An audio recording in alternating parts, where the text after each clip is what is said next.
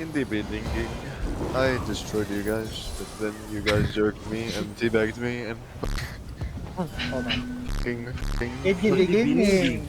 in the beginning, I am Benny. losing so many brain cells. I know. I was thinking the same.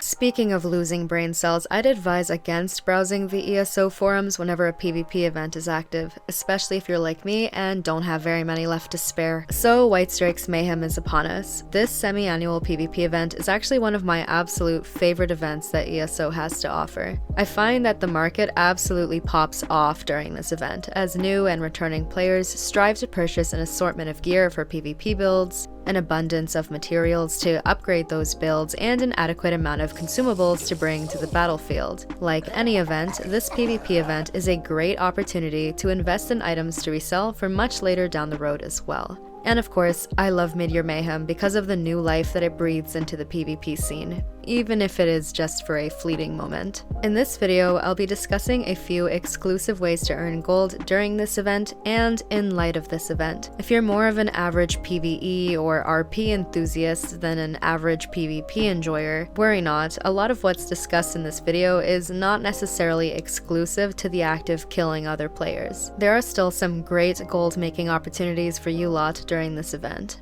As is the case with all ESO events, you'll be presented with more gold-making opportunities than usual for the brief amount of time that the event takes place. Generally speaking, you can more or less distinguish these two gold-making opportunities by the following two categories: means to make gold during the event, and means to make gold after the event has passed. In this event, like all other events, you have the chance to receive event-exclusive items that will only drop while the event remains active. You can choose to sell these items that you receive from partaking in event-themed objectives during the event for some gold, or you can stow them away with the intention of selling these items sometime down the road. Of course, you'll be able to receive much more gold if you decide to hang on to items to sell later, on account of the fact that the supply of event items is entirely diminished once the event comes to an end, and the demand for said items will only continue to steadily increase.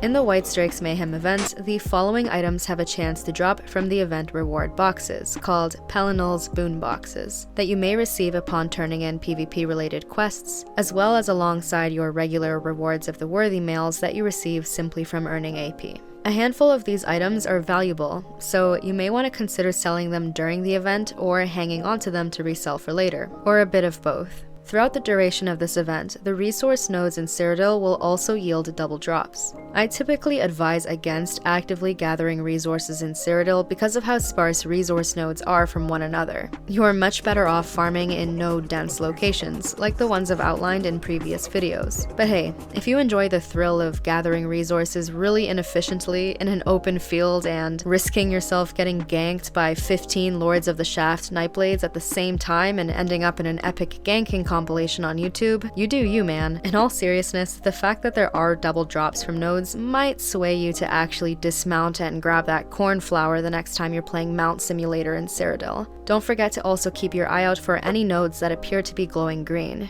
You may just find a very valuable recipe. A new event-themed style page has been added this year, and that is the Black Drake Clan Wrap style. Yep, they look like they're going to be meta for any erotic role-playing mains. These style pages have a chance to drop from bosses, both roaming and stationary, in the Imperial City. It's worth mentioning that the accompanying Black Drake body and face markings can also drop from these bosses. The Imperial City is a pretty perilous place. While you risk getting killed by other players and losing your valuable Tel Var, at least your time out there won't completely go to waste, as you will be able to pick up other valuable trinkets when you fight mobs in the vicinity, such as the aforementioned style pages, as well as the Legion Zero Vigils? Bruh.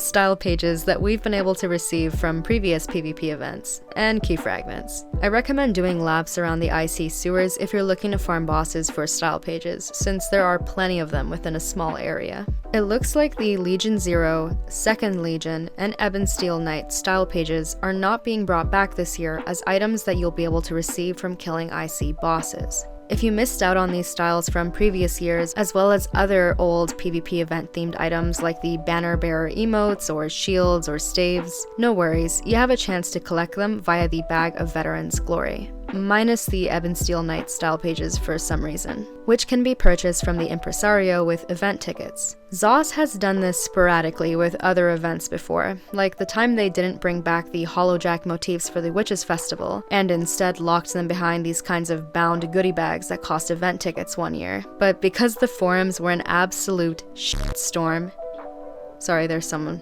hobo screaming outside my window. But because the forums were an absolute shitstorm in light of this decision, they backtracked and didn't repeat this notion the following year, as tradable Hollowjack motif pages were once again able to drop normally from event boxes. You may be able to see how these kinds of decisions severely impact the market. Once an item, a style page let's say, is gone for good, never to return to the game again, or only available for purchase via a bound, untradable RNG box that costs valuable event tickets, you may be able to see how the value for the tradable variants of these items increases. Their supply is virtually depleted, and their demand only continues to increase as newer players that weren't around for these previous ESO events strive to get their hands on such dripped out motifs and style pages or what have you. So, of course, if you have some of these older style pages laying around from previous events, now's a great time to sell them for some gold if you'd like. What we can also take away from this is that it really is worthwhile to hang on to a couple of these event style pages in the event that they indeed do not end up returning to the game at some point in time. The old Opal monster weapon styles are a prime example of this. Usually, style pages are able to be earned organically from events for at least 2 years though. And hey, just like how ZOS reversed their decision to remove Hollowjack motifs as event rewards during that one Witches Festival, they may very well do the same with any other event. It's really tricky to make the right investment decision sometimes, when the removal and reintroduction of exclusive event items doesn't follow any concrete pattern. Just something to keep in mind. Generally though, anytime an old event item is reintroduced but locked behind the impresario as a bound item, this is a great time to sell any of your old, unbound iterations of these exact same items. Usually, the golden vendor appears only on the weekends at your Alliance Gate with a small assortment of gold and jewels for both Overland and Dungeon sets. During this PvP event, however, the golden will roll up, fully stocked with gold Alliance War jewelry. I would definitely recommend using your AP to purchase gold and jewels from valuable sets to then resell for later. Unless there's a drastic change in the meta, and granted, with the new changes we observe every patch, there just might be, I'd recommend the following sets to invest in. In a handful of months, when there aren't many of these gold and jewels for these sets available for purchase on the market, go ahead and list your jewels on the traders to make some hefty stonks. As I stated in the beginning of this video, Midyear Mayhem, or Whitestrakes Mayhem, or whatever it's called, tends to increase the demand for items. I tend to sell a lot of things during this time of year. If you are a master chef, I would recommend crafting the following consumables, as they are most often used with PvP builds. If you're an alchemist, the following potions and poisons are also heavily sought after for PvP activities. Now is also a good time to sell gear that is commonly used in PvP sets. Yeah, of course, all the PvP mains already have all their gear, but this event is a great introduction to PvP for a lot of players, and many gamers will find themselves looking up OP Alcast builds for epic PvP, and subsequently purchasing the gear recommended in these guides and builds. In all seriousness, it may be worthwhile to check out popular build websites, videos, and other resources to see what gear is most commonly recommended by PvPers, and seeing if you have any of that gear laying around in your bank. For example, I had a bunch of sharpened crafty Elfique Infernos just chilling in my bank from that one Elsewhere event a while back that I've already been selling for a lot of gold very recently, to a bunch of Sorks, no doubt. It may be worthwhile to consider crafting the following sets to sell as well, seeing as these sets are also pretty commonly used in PvP builds.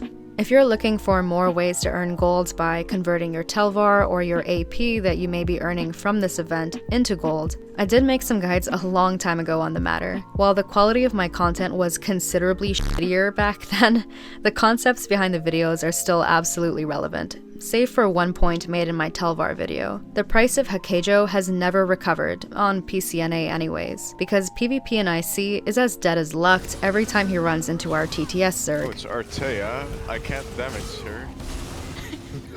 God, you guys. So I'd highly recommend buying Hakejo as a reliable means to convert Tel Var into gold over buying alchemy satchels. And that's it for this video. I hope that you guys have a nice time during this PvP event, in one way or another. If you're on PCNA, maybe I'll see you in Battlegrounds or out on the battlefield. Thanks to my YouTube members for sponsoring my content, and thank you all for watching. I'll catch you guys in the next one. Cheers!